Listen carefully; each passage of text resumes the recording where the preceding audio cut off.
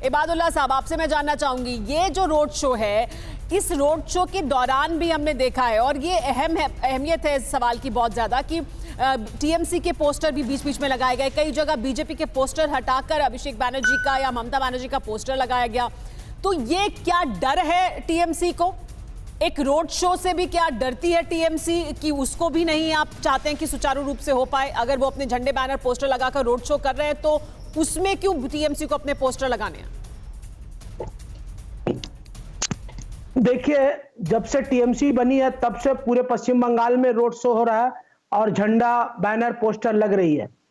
अगर कोई 4.5 साल के बाद बंगाल की याद आता है तो उसमें मेरा क्या कसूर है या तृणमूल कांग्रेस का क्या कसूर है? वो लोग आते हैं 4.5 साल, 5वां साल में जब इलेक्शन का दौर आता है तो झंडा, फ्लैग्स, होर्डिंग, पोस्टर, फेस्टून लगाना चाहते हैं, लगा रहे हैं। तो बाकी जो फेस्टून होर्डिंग लगा वो 5 साल से लगा हुआ है। नहीं, आज मैं समझ रहा हूं। आज पोस्टर हटाकर, बीजेपी का पोस्टर हटाकर वहां टीएमसी का पोस्टर लगाया गया, या ऐसी कई चीजें की गई कि जिस रास्ते पर आपको रोड शो निकलना है नड्डा का, वहीं पर आपने अभिजीत बनर्जी का पोस्टर लगाया, बीजेपी का पोस्टर हटाकर। तो ये करने की क्यों जरूरत है? क्या ये डर है टीएमसी का कि वहां पर भी आपको 4 पोस्टर चाहिए?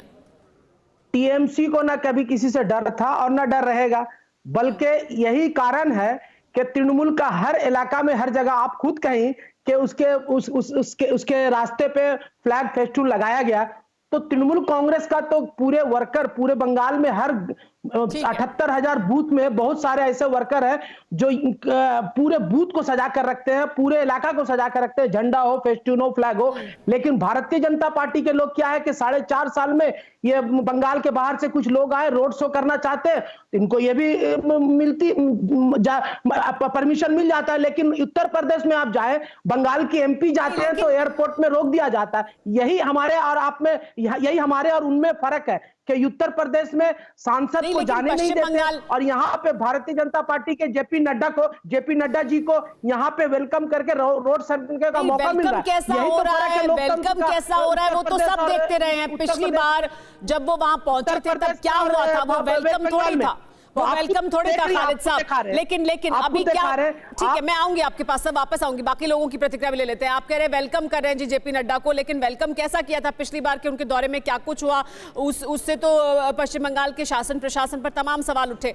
रविशंकर दत्ता हमारे साथ मौजूद है। रविशंकर, लेकिन हम रोड शो देख रहे हैं इस वक्त जेपी नड्डा का और उसमें बहुत बड़ी संख्या में लोग मौजूद हैं, बड़ी भीड़ है।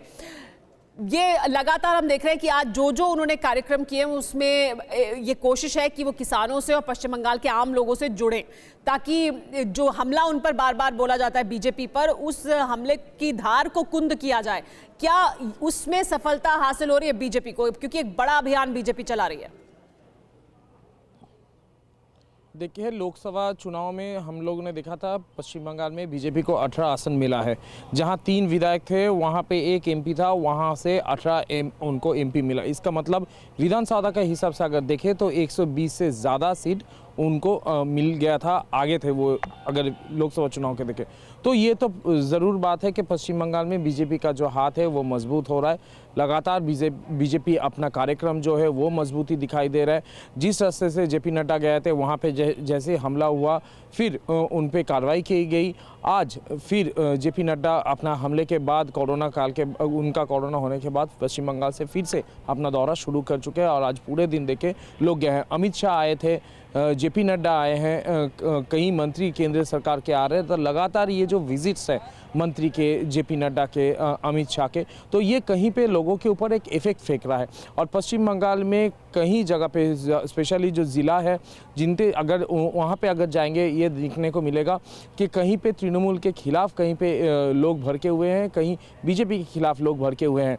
तो दोनों जो पार्टी है अपने जो ज़मीन है फिर से मजबूत करने की कोशिश कर रहा है। और एक बात मैं बता देता हूँ, मैं पहले भी ये कह चुका हूँ, वो है कि एक गेम, जब एक फुटबॉल गेम खेला जाता है, जो लोग डिफेंड कर रहे हैं, एक टीम होता है जो कि डिफेंड कर रहे होते हैं, एक टीम होता है जो कि स्ट्राइकर है। जो स्ट्राइकर है उनको नुकसान होने वाली कुछ नहीं है। यहाँ पे बीजेपी स्ट्राइकर एंड पे है क्योंकि उनको जीतना है, लेकिन ममता बनर्जी को अपना घर बचाना है, वो डिफेंड मोड में है। जब तक वो स्ट्राइकिंग मोड पे नहीं चले जाते, जब तक वो भी पलटवार नहीं करते, ये नहीं कह देते कि हम जमीन का एक कोना भी सुई के एक आगे भागे से जितना निकलता है वो भी हम नहीं छोड़ेंगे, तब ये बहुत तब तक अहम बात की ये बहुत- चलता रहेगा। और बहुत अहम बात की है आपने रविशंकर, और बहुत अहम उदाहरण आपने दिया कि एक डिफेंडर है और एक स्ट्राइकर है, और इस वक्त बीजेपी स्ट्राइकिंग मोड में है, और बीजेपी क्योंकि स्ट्राइकिंग मोड में है, उसके पास खोने के लिए कुछ नहीं है और पाने के लिए सभी कुछ है।